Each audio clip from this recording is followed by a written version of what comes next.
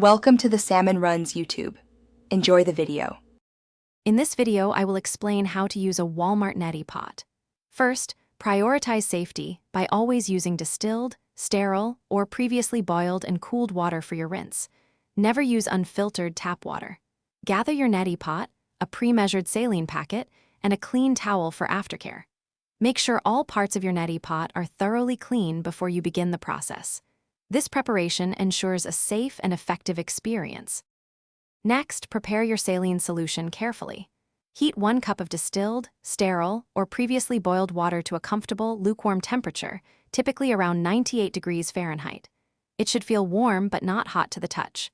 Pour this measured water into your neti pot. Then, add 1 pre-measured saline packet, ensuring it is specifically designed for nasal rinsing. Stir the solution gently until the salt is completely dissolved, creating a smooth mixture. Now, let's begin the rinsing process for the first nostril. Stand or lean over a sink, tilting your head at approximately a 45-degree angle towards the sink.